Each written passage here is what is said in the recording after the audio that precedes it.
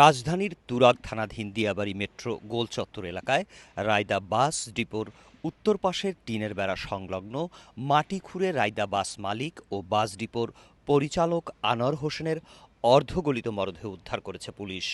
গত 15 জানুয়ারি সকালে রায়দা বাস চালক হেলপার সহ 5 জন মিলে হত্যা করে মাটি চাপা দিয়ে রাখে আনোয়ার হোসেনকে।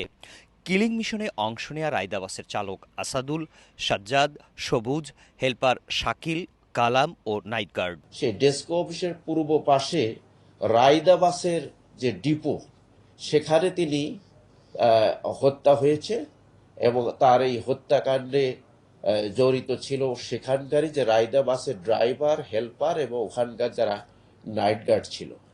তথ্য প্রযুক্তির সহায়তায় গতকাল দুপুরে আশুলিয়া ও দিয়াবাড়ি এলাকায় ধারাবাহিক অভিযান পরিচালনা করে কিলিং মিশনে অংশ নেয়াদের মধ্যে 3 জনকে গ্রেপ্তার করেছে পুলিশ।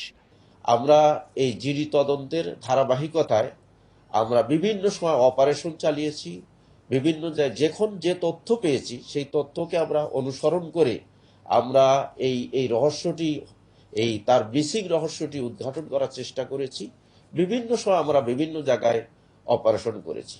শেষ পর্যায়ে গত 25 মে 2025 খ্রিস্টাব্দ তারিখে আমরা জানতে পারি যে এই হত্যাকাণ্ডে যারা জড়িত ছিল আসাদুলের সাথে আপনার সাথে ছিল আপনার সাজ্জাদ, তার সাথে ছিল সবুজ, তার সাথে ছিল আপনার শাকিল, তার সাথে ছিল আপনার কালাম এবং আসাদুলের একজন ভাগ্নে নাম, আমরা নামটা জানতে পারিনি।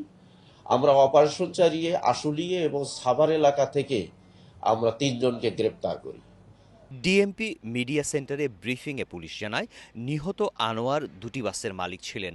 আরও একটি বাস কিনবেন জানার পর মধ্যস্থতা করেন হত্যাকারীরা। 18 লাখ টাকার বাসের জন্য 12 লাখ টাকা পরিশোধ করে আনোয়ার।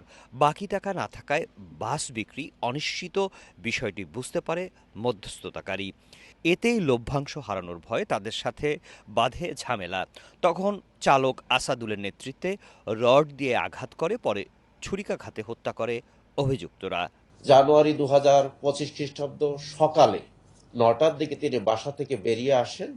বাসা থেকে বেরিয়ে তিনি এই যে বাস ডিপো, রায়দা বাসের বাস ডিপো, তিনি এই বাসটি অপারেশন করতেন। তিনি এই কিছু বাসের তিনি মালিকও ছিলেন এবং ডিপোটা তিনি পরিচালনা করতেন।